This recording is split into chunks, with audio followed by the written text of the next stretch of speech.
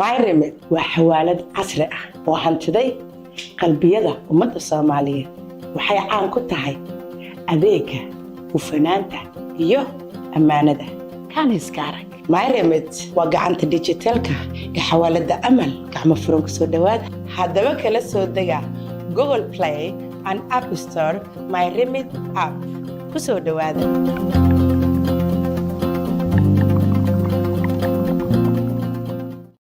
haddaba daawadayaal ku soo dhawaada wararkii ugu dambeeyay caalamka iyo xiisadda bariga dhexe ka taagan ee u dhaxaysa dowladda dalka Iiraan, xukuumadda Israa'iil iyo tan Mareykanka oo aad iyo aad loo hadalhayo 24 saac la soo dhaafayna isbedel siyaasadeed oo weyn u muuqday. Si aynu arrintaa wax uga ogaano xilli la saadaalinayo Israa'iil inay duqeynayso Iiraan ay duqeynayso ayaynu eegi doonaa shaxdu siday u taalo iyo warar kale isla dhex marayo waxa ka xaqiiqa iyo xaqiiqada daaha dabadiisa taala waxa ay tahay al-ustaad Maxamed Cawaale ayaa barnaamijka martiigu ah oo aad ula socda xaaladan muddo dheerna ka faaloonayay. waxaana xusin mudan muddo sanad ku dhow inuu Maxamed halkan ka sheegay Iiraan oo nuclear yeelata inay macnaheedu tahay in laga haybaysanayo Iiraan oo aysan halaq mareen noqon doonin. waxaynu kaloo eegi doonaa hay'adda qaramada midoobay u qaabilsan arrimaha nuclearka hadalka ay soo saartay ay Geneva kaga dhawaaqday oo Iiraan ay ka qaylisay. ustaad Maxamed waa ku soo dhaweynayaa daawadayaal. waa 13 bisha 6 sanadka 2025 halkani waa Brit Somali TV. soo dhawow Maxamed. بسم الله الرحمن الرحيم السلام عليكم ورحمة الله وبركاته. عبد حافظ واندوهي دمان الشعب كبريت سومالي تي في كحرنا وسلام يا وحن الله صلاة الإسلام كما كسر دوينيا. السلام عليكم ورحمة الله وبركاته. وعليكم السلام ورحمة الله وبركاته. استاذ انت انا قلب كلا وجود جرينين أرنتا ان حياة قرامة بدوبي نيوكلير كقابل سنة حضر كايسو صارتي إيران كقيلسية محوب دارية هي sidoo kale haddii aan awoodinna Iiraan labadii gantaale 24 saac ee la soo dhaafay iyadoo tijaabisay maxaad nooga sheegi kartaa ma xiriir bay leeyihiin mise ma lahan xal kuwaase waruntaada horta International Atomic Energy Agency fadhigoogu yahay wadanka Austria Vienna waxa ay sheegeen ay cadeeyeen inay Iran ay samaysatay nuclear explosion not nuclear bomb. waxay ka wadaan wali nuclear bomb kamay samaysan laakiin way samaysan karaan haday rabaan laakiin hadeed waxay joogaan meel inay samaystaan. marka Iran aad baa uga xanaaqday maxaa yeelay Iran waxay waagii hore waxay tahay ogeyd hay'adani inay nuclear ka qaybsan xagga UN hoos timaada inay xitaa siin jireen marka ay u fureen waagii 2015 iyo intii ka horeysaba wararka sugan inay Israa'iil u gudbin jireen magacada maartay scientistiga amba dadkan aqoonta science-ka ah ee nuclear ka sameeyeen Iran inay iyagu siin jireen xagga ay Iran socoto. laakiin maanta ahaan Iran waxay cadeysay inay meel dhaxad ahayn sidaa daraadeed baa ka qaylisay laakiin Iranna waqti maanta loogu handado oo laga cabsiyo ma joogto. waayahay hay'addan markaynu si fiican u eegno siyaasadeeda Iiraan ku wajahan ma mid ay u madax bannaan tahayba mise waa mid fara kale iyo gacmo kale ay ku jiraan waa maxay aragtidaad ka qabtid uma madax bannaano waxay ka mid tahay waa hay'adaha UN-ta ognahay maanta aanba xitaa xasuuq socda bay daawanayaan ma madax bannaano waxa maamula Mareykan iyo Israa'iil xitaa waxa madaxaan jiray nin Masriya mar madaxaan jiray waxaan jecelahay in la oran jiray Dr. Baradi oo marna xitaa doono inuu cararo dalka Masar madaxtinimo ka cararo. marka hay'adani ma madax bannaano hay'adan mar walba waxay ahayd arin loo adeegsan jiray laakiin Iiraan waxa ciyaari jirtay siyaasad cajiib ah. maanta waxay adduunyada isku raaceen dadka maaragtay expert u ah diblomaasiyadda waxay yiraahdeen Ruush China number 1 siiyeen Ruushka number 2 siiyeen Iiraan waxay siiyeen qaybta saddexaad xagga diblomaasiyadda ciyaarta ay ciyaareen diblomaasiyadda ragga la ciyaareen inta oo dhan waxa ay kolba ula kulmayeen baa lagu leeyahay waxay ogaayeen gantaalada iminka ay testeeyeen iyo inay u dhow yihiin wayna garanayeen in la daynayno lasoo weerari doono waayahay haddii aynu intaa ka soo tagno waa maxay xiisadda kale ee maraykanka uu haatan garwadeenka ka yahay ee markaas daadguraynta dadka aan markaa muhiimka ahayn ee safaaradihiisa ka shaqeeya bariga dhexe ku yaala gaar ahaan ciraaq iyo kuwait iyo weliba ciidamada militariga maraykanka eheladooda la daadguraynaya haddii ay doonayaan waa sida hadalka loo dhigaya daadgurayntaas horey aan loo degin iyo halista haatan soo korortay waa maxay tijaabadii labada gantaale iiraanna kelimad kale ku hormarataa waxaa taa keenay cabdixaafidow oo cabsi geliyey gantaalada ay testaysay amba tijaabisay iiraan kamay filaynin maraykanka iyo israa'iil waxaa xitaa iminka la sheegayaa oo warar hoose ah inuu netanyahu xitaa donald trump dhagaha kaga qaydiyey waan kuu sheegay raggani haddee tolo meel fog bay gaadheen ma weerari karayno annagiiba halis ku ah xitaa waxa uu exka lagu soo qoray ay leeyihiin xafiiska wuxuu ka soo baxay netanyahu uu sheegay haddii aan annagu degno maba degaynee buu yidhi nacam haddii annagana nala dego inaguna waa nala degaysi wuxuu mar walba taa kaga cabsiyaa cabdixaafid haddaad dib ugu noqona taariikhda asaaskii dalka israa'iil the balfour declaration israa'iil waxaa loo asaasay in lagu kala jebiyo wadannada muslimka weliba khaasaa wadannada carabta loo qoday saliida waayada wixii ka dambeeyey dhowr iyo soddonkii ujeeddadu waxay wuxuu ka wadaa ani haddaan debo aniga uu ka wada israa'iil annagu haddaan baaba'noona na burburiyo inaguna waad burburaysiin caalimutaalid baad ku dambaynaysiin marka taasuu uga jeedaa laakiinse maanta su-aashu waxa weeyaan israa'iil iyo maraykanba horta keligood ma geli doonaan israa'iil waa been dadka haddii laga dhaadhiciyo keligood bay weerarayaan xitaa dagaaladii u dambeeyey soo wala mareen 76kii 73kii maraykan uu ku jiray faransiisku ku jiray ingiriisku ku jiray inkastay weliba maaragtay diyaaradahooga dee calanka israa'iil ku nabnaa dareyska ay siteen dareyska lagu nabo maaragtay israa'iil marka laakiin wuxuu isagu uu ka xanaaqsanaa bay netanyahu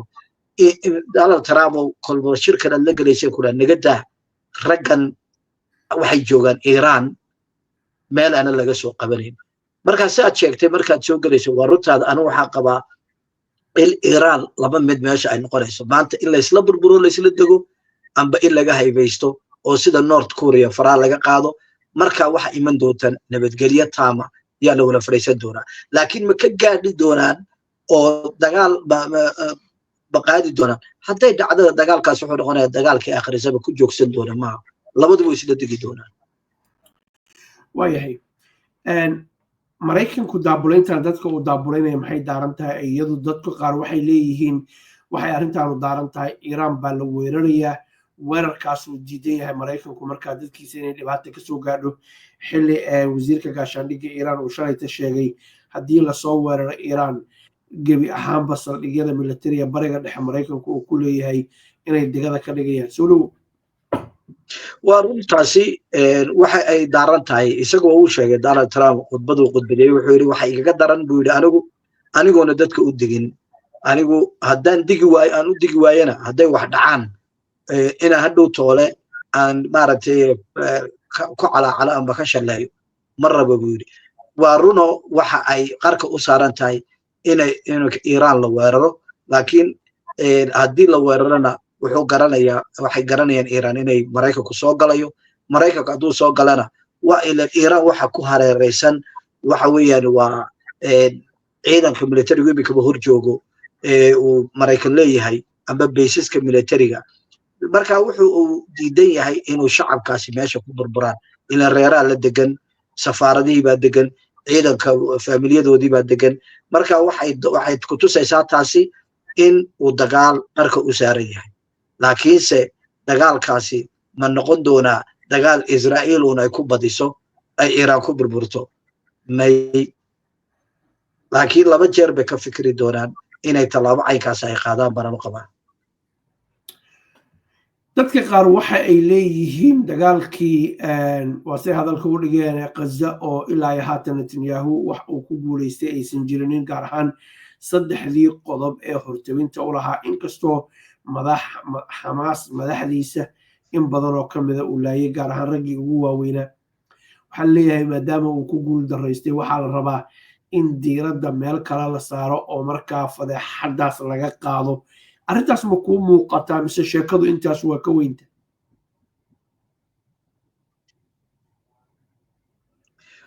horta haddii inay iiraan ay testigarayn amba ay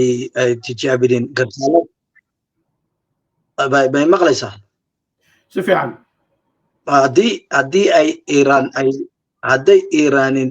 maanta gartaalada ay tijaabisay haddayna tijaabin waxaan odhan karnay aan odhan lahayn ujeeddada waxa loo samaynaya waxa la doonaya in laga jeediyo xasuuqan iminka socda amba in laga jeediyo shirkan iminka soo socda UN-ta la doonayo in lagu qabto ay hormood ka yihiin faransiiska iyo ingiriiska iyo sacuudi arabiyana uu dhex ordayo in lagu aqoonsado uu maraykanku british somali tv xitaa waad ka samaysay barnaamij hase ahaato laakiin iminka anigu waxaan odhan karaa cabsida kale ee gelisay israa'iil gashayna waxa weeye warkii iminka la helay ay iiraan dibad u soo saartay inay nuclearka idila israa'iil qudheedu ay soo heleen ay wax alla waxay uga baahnaayeen oo dhan meesha dimona baa la yidhaa ayaa lagu sheegaa magaca loo yaqaano dimona meesha hubka nuclearka uu yaallo israa'iil oo iyo weliba warar aad u sugan oo israa'iil ka naxday weliba sirdoonka mossad ma waxay ku heleen cyber maaragtay attack bay ku heleen oo way hagareeyeen systemkoogii qaarna waxay leeyihiin waxay xitaa ay dhex galeen sirdoonkii ilaa yuhuudda oo israa'iil oo lacagyo la siiyey oo warkii soo gudbiyey marka taasaa iiraan cabsida ku gelisay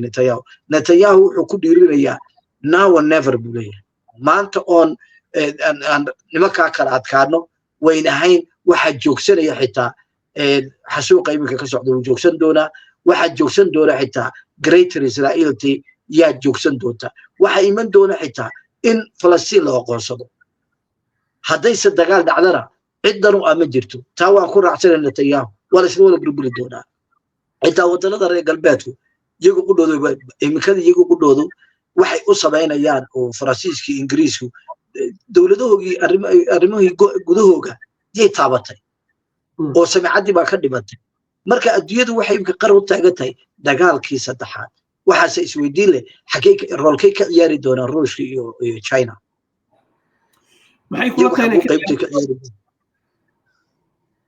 horta si dadban waa u taageerayaan dabcan iiraan way taageeri doonaan oo hadday hub siiyaan iyo hadday intelligence siiyaan amba maaragtay warisgaasiin fiican sida u hubiya ay u ogaadaan satellite-ka xagga ay ka soo duulayaan diyaaradahan maaragtay israa'iiligu xaggay ka soo duulayaan goortay soo duulayaan xaggay soo socdaan hawada ay soo galaan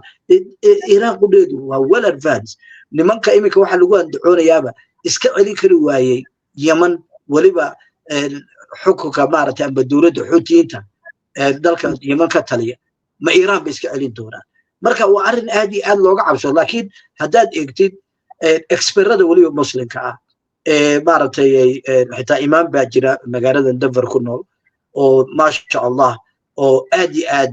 international relation uga faallooda isagoo weliba ka dhaqaaqaya xagga maaragtay diinteeni islaamka ah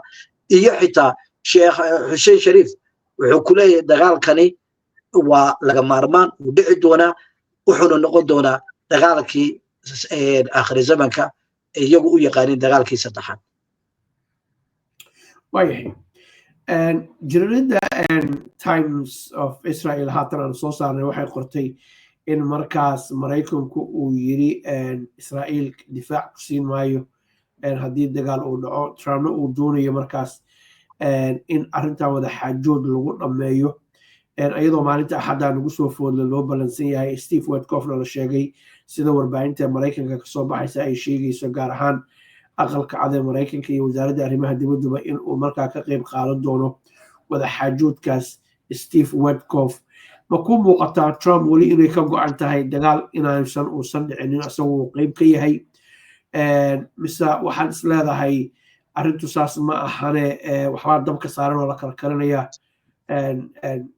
israa'iilse keligeed ma ku dhacdaa inay iiraan weerarto iyadoo isdifaacaysa haddana weerar qaadaysoon cid kale usoo gurmanin. horta jiraayadda soo magacooda Israel ka soo baxa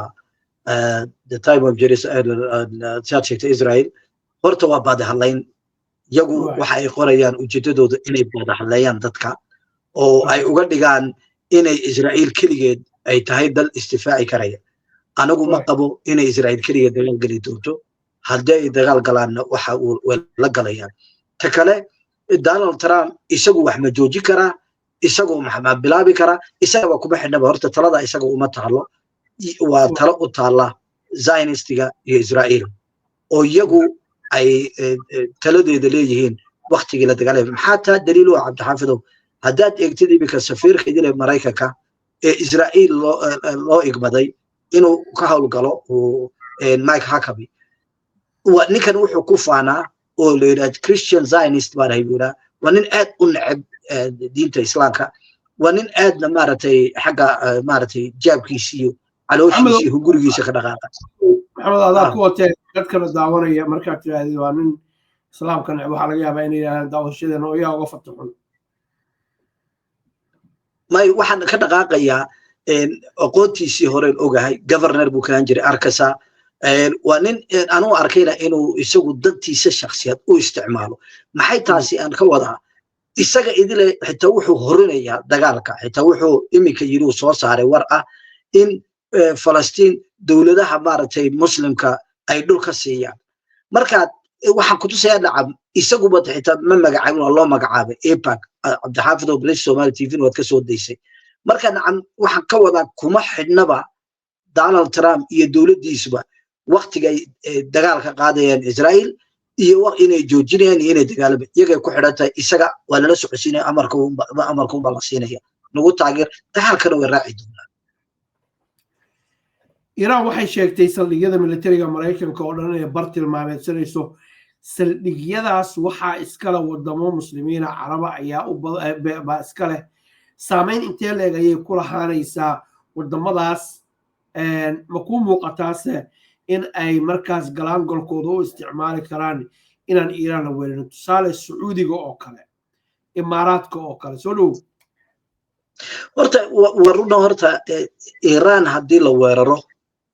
waxa laga soo weerari doonaa xitaa saldhigyada laga soo weerari doonaa qasab bayna ku tahay inay burburiyaan waa waxyaalaha dawladaha xitaa muslimka iyo dawladaha carabta aad uga cabsi qabaan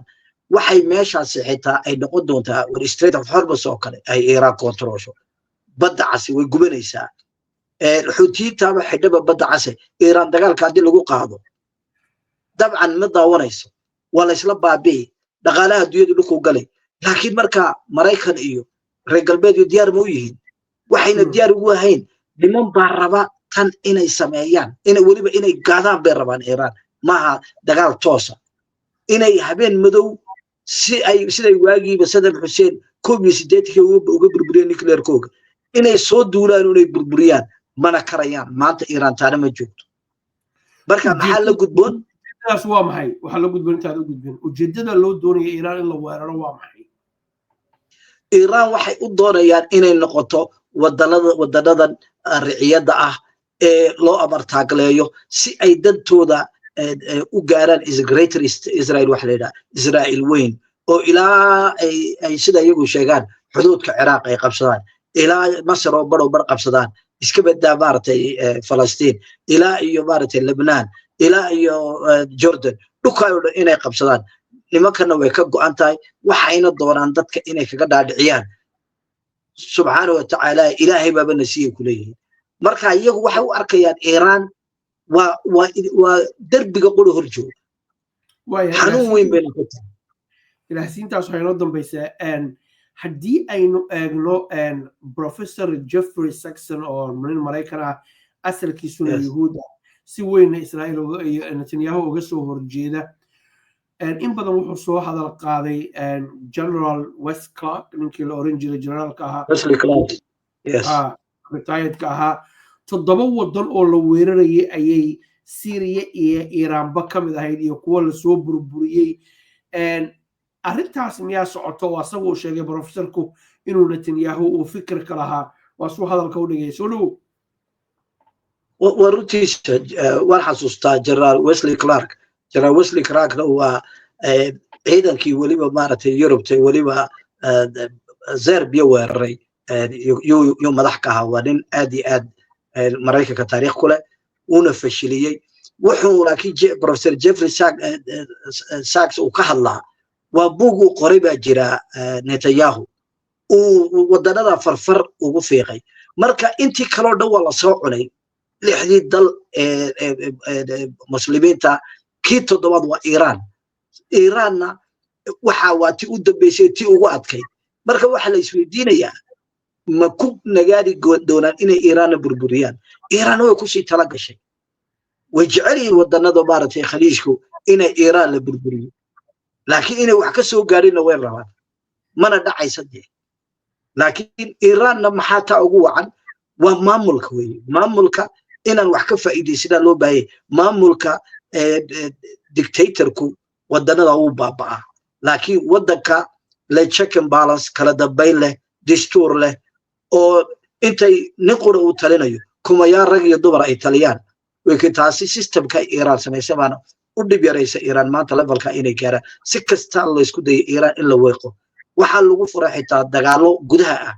in lacag la soo abaabulo oo xuquuqda dumarka loo ilaa shacab dhalinyar in lagu kiciyo jaamacadaha in lacag la geliyo waxa soo dhaway soo dhaafteen ugu dambeyntii waxa weeyaan waa inta u dambeysay waa gacan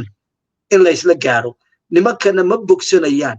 laakiin waxa qabeen anu aan filanayay in ay Europeanku iyo Mareykanku iyo madaxweyne macquul ah qishadooda waxaan dib u daawanay Richard Nixon waxa la weydiiyay su'aasha 29kii madaxweynihii hore Mareykanku ahaa wuxuu yiri Israa'iil inaan difaacno waa door laakiin maanta anaga dan inoogu ma jirto wuxuu yiri maaragtay strategic interest ma serve garayso laakiin inay jirto waan rabnaa marka Donald Trump maanta awoodeeda ma leeyahay inuu yiraahdo war nabadgelyadaada inaad noolaato Israa'iil inay jirto in noolaato waan ogol lahay waxaana ku ogol xeerka idilay UN la mariyo 242 leeyahay 242 oo in loo aqoonsado Israa'iil inay noolaato taa waa lagu ogol yahay laakiin ma ogolin adiguna inaad maaragtay badaqada oo dhan mangubaya annaga marka qasab ay noqoto inaan soo galo waayo Israa'iil haday baabaado wadanada muslimka midoobay leeyihiin wadana boqortooyada waa la afgambini dad muslimiin soo kici oo maaragtay nadiifa oo Ilaahay xikmad siiyay dawladaha soo kala Iran ka jiro dhanba imanaysa iyagu tay ka cabsi qabaan waata waayahay waxaynu la soconaa Greta Thunberg gabadha da'da yar ee Sweden u dhalatay iyo doontii Gaza kacdoon weyn ayay abuurtay haatan waxaynu la soconaa Rafah inay ku soo socdaan dad aad u fara badan oo isaga yimid wadamo fara badan oo Algeria iyo Morocco ay ka mid yihiin Tunisia ay ka mid yihiin lana leeyahay markaas dawladda Masar inay hor istaagtaa laga yaabaa dadkaas iyo markaad eegtay 17ka oo ah maalinta UN-ta loo balansan yahay guuxaas socda iyo dabayshaas dunida isqabsatay ee la doonaya markaa isbaarada Gaza in lagu jabisho wuxuu muuqataa reer Falastiin inay heleen taageeradii abid ugu badnayd 77 sano ee Israa'iil ay jirtay ما شاء الله عبد الحافظ هرتا ووحو إلهي وضويه سبحانه وتعالى وقت قري ووقت إلهي سبحانه وتعالى يجنا أسيي نصيب وليقول كبير فيلين حتى واحد جرا إن متعلمة أو فلسطينية أو حتى تيك تاكي سهل وحوري مانتا واحد أنجو أكوجا نكرتي معها واحد أنجو ووحو إلهي وتبويري كمين فيلين إن مانتا إيمانيس والروت هذا إيمك حتى واحد بلعبين دولة مصر إلا قبضت dadkii ka soo degayay airport doonay inay sameeyaan taasi ma keeni doontaa inay xitaa dawladahani Masar oo kaliya dawladahan Carabtaba shacabkoodu inay ku kacaanay afgambiyada dawladaha amba hadhow tolo yidaahdeen ma hayn karna dadkii in marka iyaga waxa uga fudud inay cadaadis saaraan Mareykan cadaadis saaraan Ilaahay sida ma shaqaynayso waan isla oolaleynaa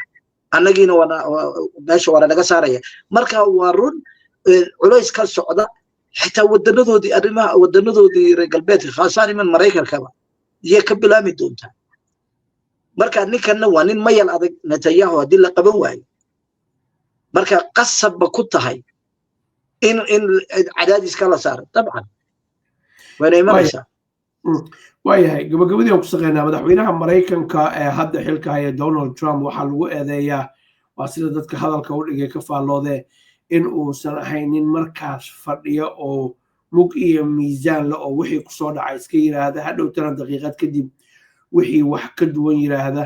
volatile waxa lagu yiraahdaa afka qalaad si waxaan u taqaanid ma laga yaabaa ninkan in waxyaalo fara badan la marsado oo ta dagaalka la hogala dagaalka uu bilowdo dabadeedna uu ku gowracnaado inuu markaas dagaalka saas soo galo oo Netanyahu uu yiraahdo waa meeshan rabo roob iigu da'ay bas ninku sidaas uma fududa sidoo hadal fudud yahay uma gacan fududa anu ma qabo horta inuu aqligiisu qabaa laakiin ujeedada ugu weyn isagu talada horta fikradan kama imanaysaba waa ta arrimaha dad badan oo isaga aba xisbiga jamhuuriga kamid ah oo waxa kamid ah oday Texas ka soo bixi jiray oo inankiisuna xitaa ka senator yahay